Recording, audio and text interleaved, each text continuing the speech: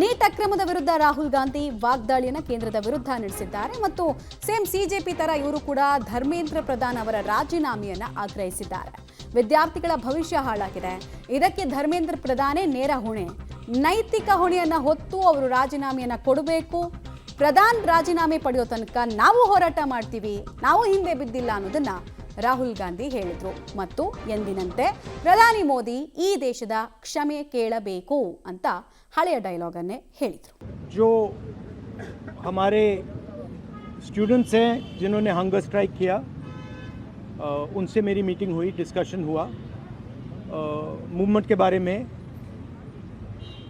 RSS के बारे में, हिंदुस्तान का जो शिक्षा का सिस्टम है उसको कैसे कैप्चर किया गया है उसके बारे में. मेन चीज़ जो हम कहना चाहते हैं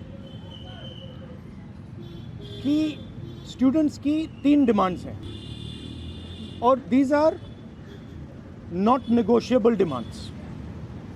and this is not me saying it, this is the students of India saying it, that there are 3 non-negotiable demands.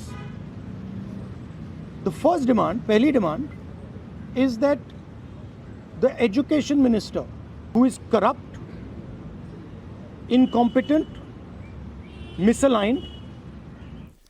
Details ಕೊಡ್ತಾರೆ ಶಬೀರ್. ರಾಹುಲ್ ಗಾಂಧಿ ಆದಿಯಾಗಿ ಕಾಂಗ್ರೆಸ್ ನಾಯಕರು ಎಲ್ಲರೂ ಕೂಡ ವಿಪರೀತ ಆಕ್ಟಿವಿಸಮ್ ಅನ್ನು ತೋರಿಸ್ತಾ ಇದ್ದಾರೆ.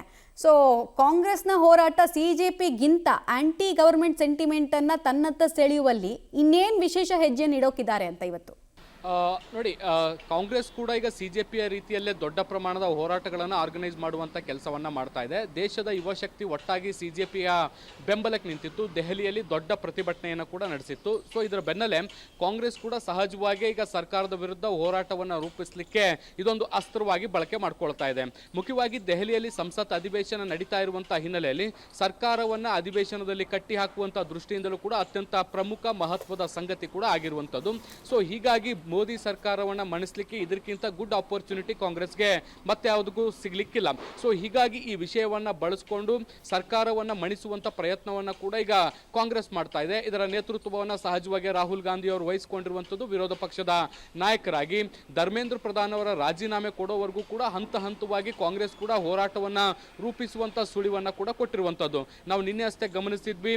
ಈ ಪ್ರತಿಭಟನೆಯಲ್ಲಿ ಗಾಯಗೊಂಡಿರುವಂಥ ವಿದ್ಯಾರ್ಥಿಗಳನ್ನು ಕೂಡ ಅವರು ಭೇಟಿಯಾಗಿ ಅವ್ರ ಜೊತೆಗೆ ಕೂಡ ಮಾತುಕತೆಯನ್ನ ಮಾಡಿದ್ರು. ಮತ್ತೆ ಯಾರು ಗಾಯಗೊಂಡಿದ್ರು ಅವ್ರಿಗೆ ಕೆಲವರಲ್ಲಿ ಅವರಿಗೆ ಪೆಲೆಟ್ ದಾಳಿ ಕೂಡ ಆಗಿತ್ತು, ಅದನ್ನ ಮಾಧ್ಯಮಗಳ ಮುಂದೆ ತೋರಿಸುವಂತ ಕೆಲಸವನ್ನ ಕೂಡ ಮಾಡಿತ್ತು. ದೆಹಲಿ ಪೊಲೀಸರು ಹೇಗೆ ಪ್ರತಿಭಟನಾಕಾರರ ಮೇಲೆ ದಾಳಿಯನ್ನ ಮಾಡಿದ್ದಾರೆ, ಹಲ್ಲೆಯನ್ನ ಮಾಡಿದ್ದಾರೆ ಅನ್ನುವಂಥದ್ದನ್ನ ಕೂಡ ತೋರಿಸಿದ್ದಾರೆ. ಇವತ್ತು ಕೂಡ ಅವರು ಮಾತನಾಡಬೇಕಾದಂತ ಸಂದರ್ಭದಲ್ಲಿ ಅರ್ಹತೆ ಇಲ್ಲದೆ ಇರುವಂತಹ ಧರ್ಮೇಂದ್ರ ಪ್ರಧಾನ್ ಅವರು ಮುಂದೊಂದು ಕ್ಷಣವೂ ಕೂಡ ಅವರ ಹುದ್ದೆಯಲ್ಲಿ ಮುಂದುವರಿಬಾರದು, ಹೀಗಾಗಿ ಅವರು ರಾಜೀನಾಮೆ ಕೊಡಲೇಬೇಕು, ಅವರು ರಾಜೀನಾಮೆ ಕೊಡೋವರೆಗೂ ಕೂಡ ನಮ್ಮ ಹೋರಾಟ ಮುಂದುವರಿಯುತ್ತೆ ಅನ್ನುವಂತ ನಿಲುವನ್ನು ಸ್ಪಷ್ಟಪಡಿಸಿದ್ದಾರೆ.